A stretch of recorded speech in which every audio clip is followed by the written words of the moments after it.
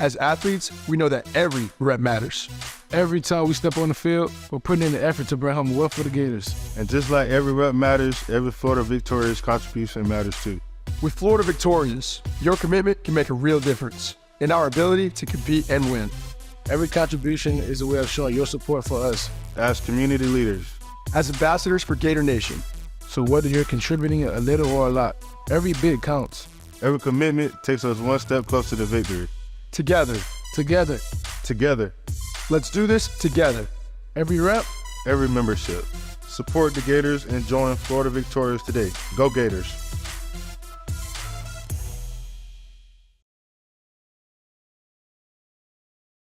Plenty to discuss.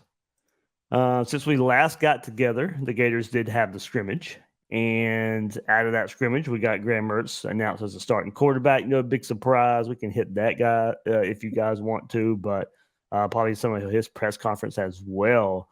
And, of course, the unfortunate news with Justus Boone tearing his ACL, being out for the season, but at the same time, hearing about one Pyburn, Jack Pyburn stepping up in a big way, who probably was going to push for some reps anyway, but now is needed even more so.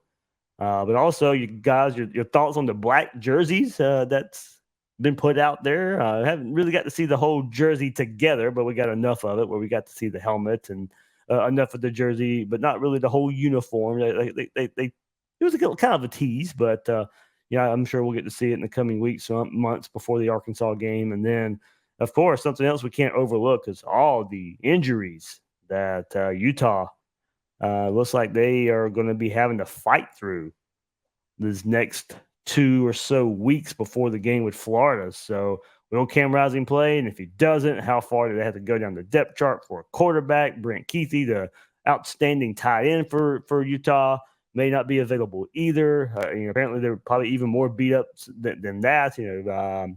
Kyle Whittingham saying they are beat up. They're having a pretty physical camp. So, man, there's a lot going on storyline wise in that game, and who will not be available for Utah when Florida travels there to take on the Utes. So a lot to get into, a lot of good storylines since the last time we got together. Sound tired, Dave? You know what? Yeah, I am in a good way. Got some things coming. I'm working on some things. Hopefully, I can announce that this week. Of what's kind of going on behind the scenes here, but covering these Gators, and as I said, everything kind of going on with all the press conferences, and we got a commitment yesterday too. I mean, Wardell Mack, we can discuss him as well at the same time. It's been a busy time, busy few days for Gator Nation, but working on some things behind the scenes as well to get this thing ramped up before football season. So a lot of good things coming right here, but yeah. I can handle it. I can handle it. Yeah, I heard about Keithy too. Part of me, do you think that maybe this coach is just saying we won't see Cam Rising, we won't see Keithy, and then he's just going to roll him out there anyway?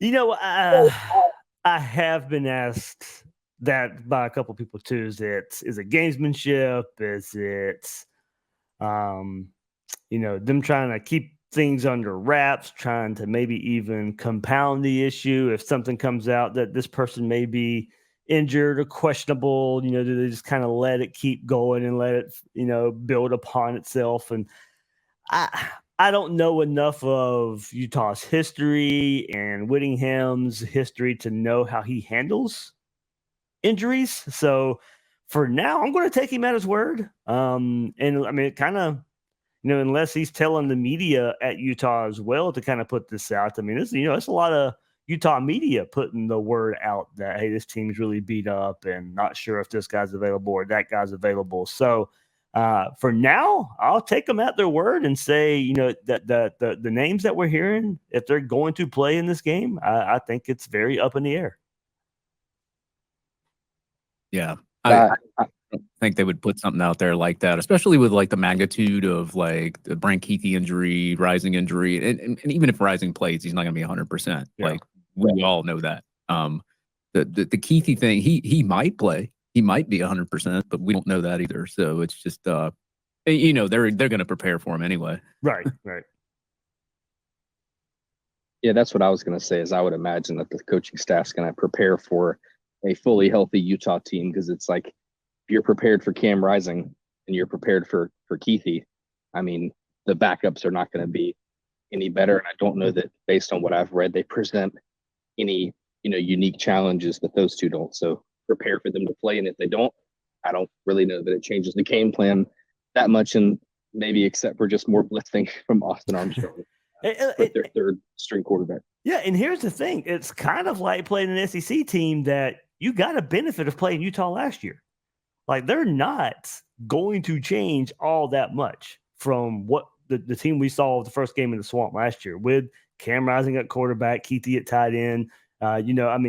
They kind of stuck in their system and their physical brand of football out there in the Pac-12. And I really believe that playing them last year is kind of a benefit as well in helping, where you don't have to kind of prep for Rising in that offense. You know what you're getting. Now, of course, you need a refresher and you got a new defensive coordinator and all that, but still, for the most part, you have a familiarity with Utah. And I think that can really kind of come and really help Florida too, because maybe they can branch out and see what another quarterback does well, and and build a defensive game plan that kind of branches off what they were prepping for last year, because you have some experience in playing that Utah team from last year.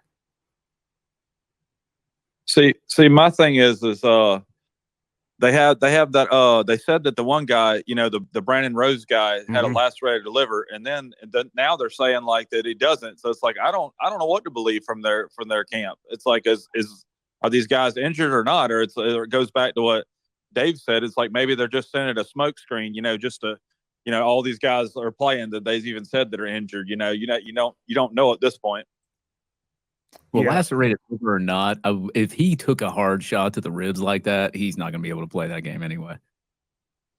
Definitely. Let's see. What was it that was put out there today? Did I not share that? Because they were talking about the quarterback depth chart. Josh Furlong, who's been on top of this for like JFur KSL. Whittingham said, barring Rising getting cleared, Bryson Barnes will be the starter, and Nate Johnson will back him up. Whittingham adds that there will always be packages for Johnson similar to last season. So Kyle Whittingham declined to give an update on the status of Brandon Rose. He said he doesn't give individual injury updates outside of Cam Rising, who remains in the same spot he has been in since camp started. So Whittingham says if Rising, said barring Rising getting clear, Bryson Barnes will be the starter. So there you go. I think the nice part about it being Barnes is that he's played before. I mean, he's got, playing time over 3 years, so there's at least some game film on him. I think he's been like decently productive, something like 6 touchdowns and some picks. So I feel like, as opposed to the alternative of maybe the other guy, at least there's some film on Barnes that the staff can use to prepare. Let's take a look. I think it was like 6 games he appeared in as a passer. And I mean, like, it was very limited. I think he only had like 50 some odd attempts. That's it. Yep. 2022 sports reference here. 10 games. It doesn't say, of course, how those 10 games were broken out. I can go to a game log here in just a second, but just basic 10 games, 37 of 57, 430 yards, 65% completion percentage, 7.5 yards attempt. So not really pushing the ball. 4 touchdowns, 2 interceptions. Is that last year or is that career? That was last year. Yeah, I went career on mine. Well, he only has two. He only has 2 more attempts there. So besides last year. But what you want to look at last year, he was 6 of 6 versus Southern Utah. That was their opener. Oh, never mind. That says 2022. Oh, okay. Wait. Okay. So that was a game he played in. That was, of course, Florida was their opener. That was the first game he played in. Was Southern Utah. He was 6 of 6 in that game for 98 yards, 1 touchdown. Washington State was his big action last year in the regular season. He was 17 of 27 versus Washington State, 63% completion percentage. 17 and 27 for 175 yards. He did have 8 rushes for 51 yards. So there you go. Maybe I have to go back and look at that, but does seem to be somewhat of a threat on the ground. And then he was 10 of 19 coming in for Cam Rising against Penn State, the bowl game. 10 of 19, 112 yards, 1 touchdown, 1 pick, 112 yards passing in that game. So in that game, he had 7 attempts for minus 17 yards. I'm sure some sacks featured in there a little bit. But so his major action last year was versus Washington State in the regular season, and then Penn State in the bowl game. Against Colorado, he was 4 of 5 for 45 yards, 1 touchdown, 1 interception. Sounds like Dollar General Cam Rising. Yeah, so I think he only had like 11 rushing attempts his whole career, but he averaged 8 yards an attempt. But I mean, that's still, it's like a small margin of rushing, like only 11 attempts. So it's not really like, if he would have like 50 attempts for 8 yards, I'd be like, okay, yeah, now I'm a little worried if he takes off and runs. Yeah, total last year, as I said, 20 attempts, 116 yards. 5.8, and that was with the it did it in so we'll have to go and look at this for sure. Against Colorado last year, I'll only mention his passing stats, but against Colorado last year, 2 attempts, 62 yards. Yeah, well, Colorado sucks. Yeah, but still, you know that basically 30 yards per rush there. So we'll have to go and do some research. Of course we have to if he's the guy that we may be seeing. Of course, come game week when we're previewing Florida Utah, we may have to go down the quarterback depth chart and look at every quarterback that Utah could be putting out there. Yeah, I remember the Utes guy. Like, I know the Utes guy was kind of being fair a little bit, though, too. Like, I'm not going to give him too much flack, but, like, I remember him saying that there wasn't a wide receiver that he feared on Florida's team. But in retrospect, I was like, well, there's not really a DB that I fear on Utah's team. So I guess that's an even spade, right? Because their best guy, he left last year, right? Or yeah. His name. Oh man, what was his name? Clark Phillips. Clark Phillips. Yeah, Phillips. There you go. Yep. AR ran him over. I think I saw like a clip of their spring game that somebody posted on Twitter. They just look slow in the backfield. Our good buddy C3, he sent me a tweet. Let me see if I can find it. Of one Utah, it was the Utah fan saying, let me see if I can find it. Glass Half Ute is the Twitter account. He goes, I don't care. And a funny name that he brings up right here. He goes, I don't care if Jake Bentley is the starting quarterback on August 31st. Former South Carolina quarterback. The Utah Utes are going to run the ball down the throats of the Florida Gators. So there you go. Not from what I've heard of this defense line. I mean, they do have a good running back, though. Is Jake Bentley there, though? I know he was. But yeah, we talked about him last week, didn't we, on here? Jaquinda Jackson? Jake Bentley, the former South Carolina quarterback that went to Utah. I think he's coaching now. Okay. I was talking about the running back. Oh, he is now listed as the South Alabama Jaguars quarterback.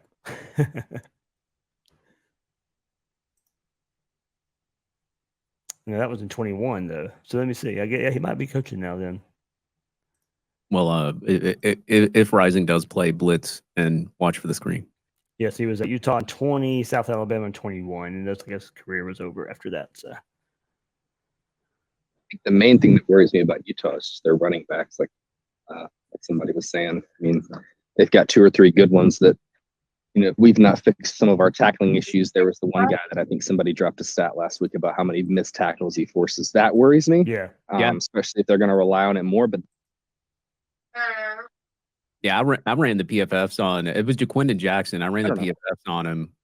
He had 530 yards last year, 6.7 yards per attempt, 30 missed tackles forced, 4.26 yards after contact. He runs a 4.5, and he's the 11th rated running back on PFF at a 91.6 grade. Yeah, that's what worries me. Yeah.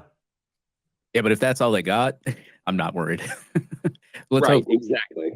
Exactly.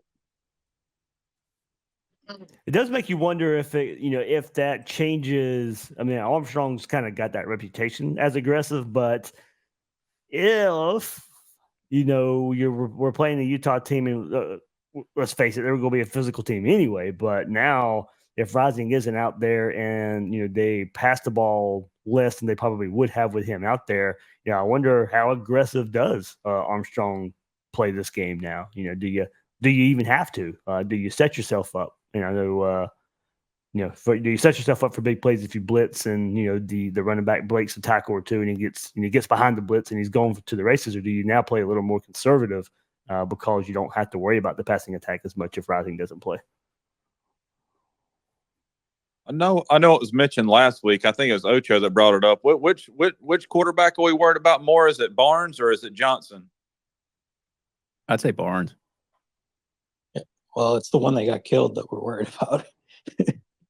the kid that Brandon, they knocked Brandon Rose out. He was the one I respected. Barnes, I'm not. We could feast on that guy.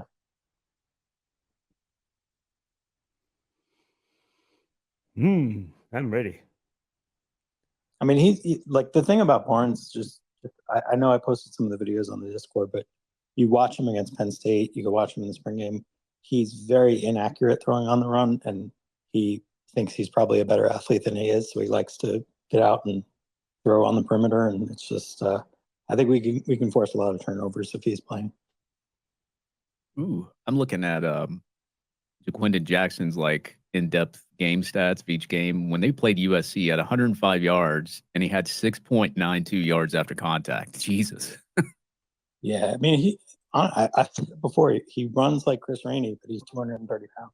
Yeah, he's pretty. You can't bring him down. He's going to be a load, and they probably, to be honest, they wasted a lot of carries last year on Thomas and even Bernard. I mean, if they had.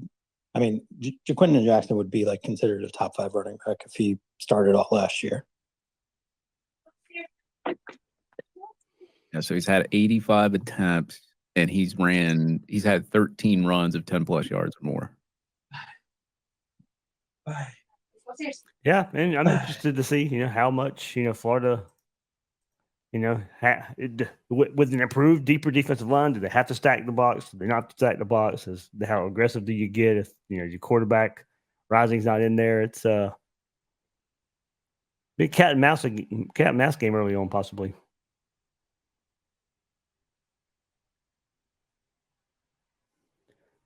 But anything? Let's just good defensive line so good that we can just stop him anyway. yeah, just. Stay with your 4. Hopefully, those 4 dominate up front. And your aggressiveness is just how hard those guys play, not necessarily the play calls. I'm just finally glad we got some speed on defense. Certainly seems that way. We may not have the experience, but it seems like we got the speed on defense. And we'll see if that's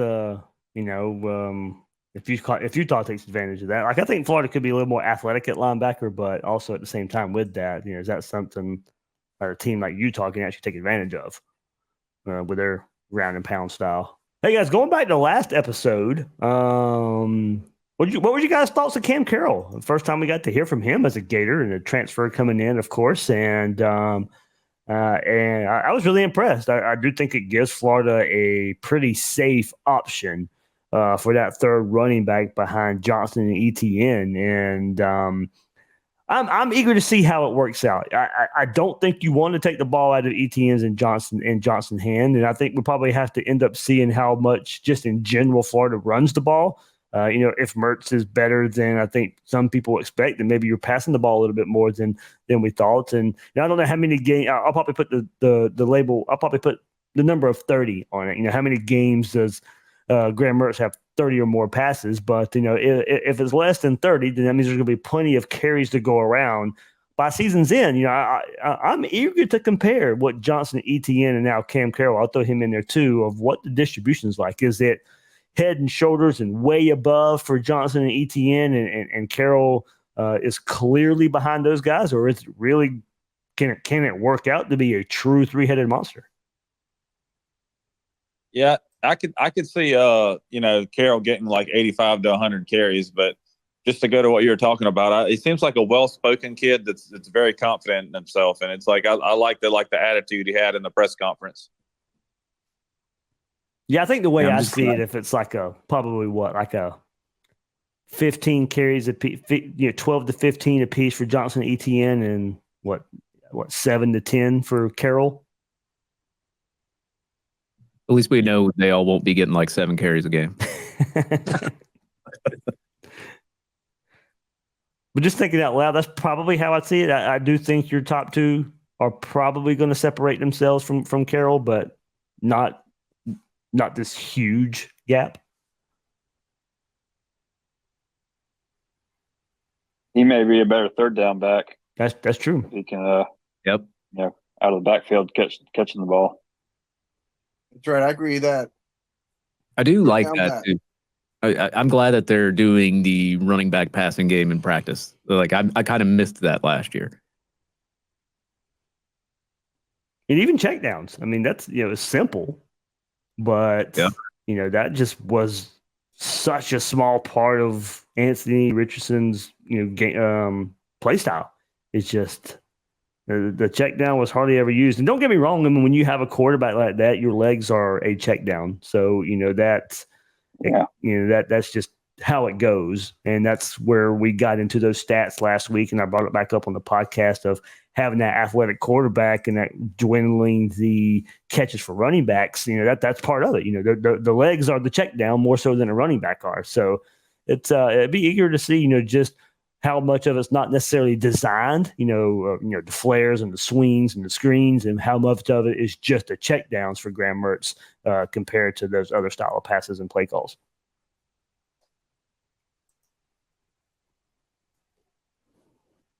Yeah, I'm good with that if he's our third down back. I'd hate to be the people trying to tackle him on the other end. I can say that. Yeah, I can see where it ends up being, honestly. Johnson and Carroll, you're like your fourth quarterbacks. Your fourth games you're in the fourth quarter, and those are the guys that are just punishing the defense. ETN may be garnering the first, second, third quarters, but then when that other defense, when the opposing defense is worn out, that's when you're throwing more Johnson and more Carroll at them for this big body, just blow after blow after blow. In these close ball games, those are your running backs that are kind of your difference late in the game. Think we see a 1,000-yard back? Ooh.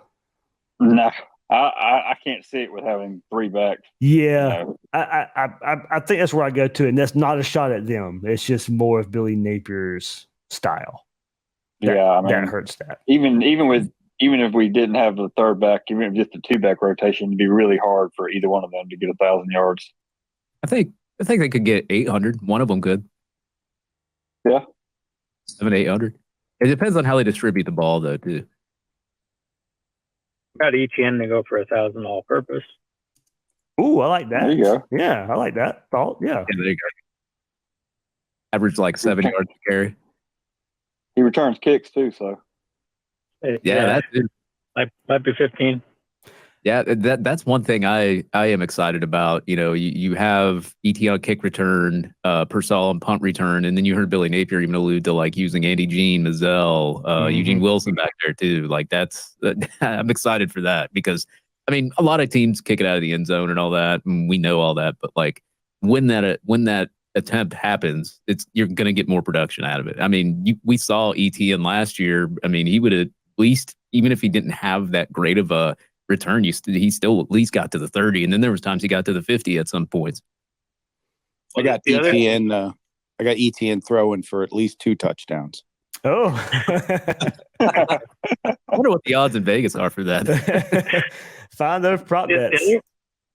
The other one, Dave, is everybody talks about like who's going to be in that Xavier Henderson role from last year, and maybe it's going to be freshman. I like ETN out there.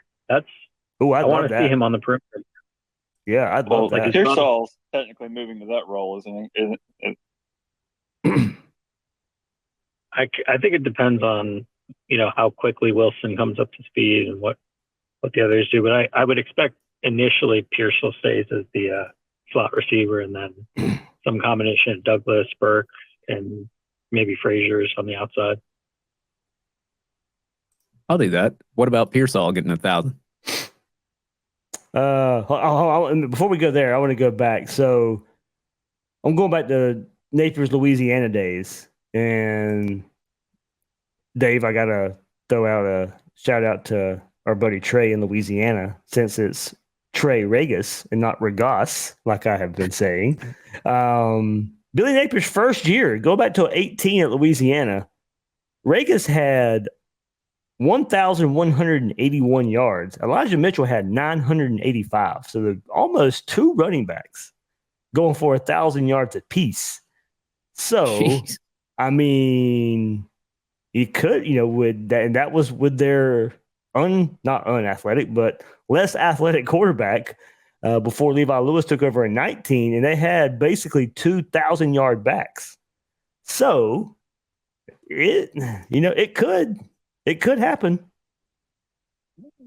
It could. The difference is the defenses they ran against. This is true. Elijah Mitchell. SEC different defenses. And that offensive line's got to stay healthy too. Elijah Mitchell in 19 had 1,000 yards as well, 1,147. So 2 years in a row, 1,000-yard back. In 2020 now, because of course COVID plays a little bit of a hit here, Elijah Mitchell had 878 in 10 games. So a normal season, he probably gets 1,000 too. So Billy Napier's first 3 years at Louisiana in a normal season probably has 1,000-yard back in each season. And in 21, Montreal Johnson had 838 as a true freshman. And Chris Smith had 855.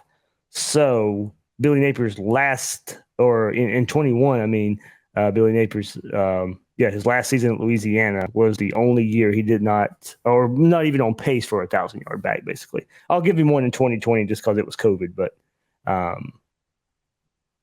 very, very interesting there. I think it goes back to what you were saying, Dave, about, the pounding that in the third and fourth quarter. It's like if we're up, 20 points or whatever, it's like when we just start grounding and pounding, it's like they could rack up some, a bunch of carries, at the end of games and stuff. And somebody could, just slip in there, with, 120, 140 carries, and over 1,000 yards. I could definitely see it happening, but I definitely lean towards what everybody else is saying is it could be, 800 yards apiece and stuff. Yeah, I wouldn't predict it, but I had to go back and look. There is a precedence for it though. So I guess it wouldn't surprise me if it happened now going back and looking, but I wouldn't predict it to happen. So predictions, which back is it that gets 1,000, Johnson or Etienne? I would pick Etienne's too good, man. I'd have to pick Etienne. Yeah, I had to pick Etienne. I'm going to go Johnson, just because he's like the workhorse. I feel like, he's the most reliable back that we got. He's just steady Eddie, Yeah, and he's been in that offensive system with Napier ever since. So, and that's not even a slide on him. It's just Etienne's just ridiculous. But, I like the way that he runs. He's very like north and south, and he hits the hole really hard. So it's like you can get production out of him just as much as you could Etienne. So, I guess you could go both ways. Yeah, how could we talk into either one? Well, technically, Johnson is still running back one, so yeah, they may lean on him a little bit more, like you said, later in games. So he would probably be the more likely back to get there. He may get more. Johnson will lead the team, and I bet he leads the team in touchdowns. I can, yeah. I think so too. The other thing with Johnson is I think if he wants to really improve his NFL status, he's going to have to do a lot more pass blocking, a lot more receiving out of the backfield. So, he's already proven he's an effective runner. He's not going to get better at that. But if he can make himself more well-rounded, in the offense, so that's only going to help him. So maybe fewer carries. This has been a preview of a Gators Breakdown Plus members chat. You can take part in chats like these by joining Gators Breakdown Plus starting at $3 a month. Link is in the description, and you get access to all these features. You get these extra episodes. You get access to the Discord server where you get to have text chats. It takes part in chats like these as well. Hey, another big bonus, ad-free Gators Breakdown episodes Q&As, giveaways, custom shout-outs, all that at Gators Breakdown Plus. Link is in the description. Come join us. Football is back, and so is winning season at MyBookie. Use promo code Gators to claim your deposit bonus, and for a limited time, get a free chip to use in the MyBookie casino. Head to mybookie.ag to bet anything, anytime, anywhere with MyBookie.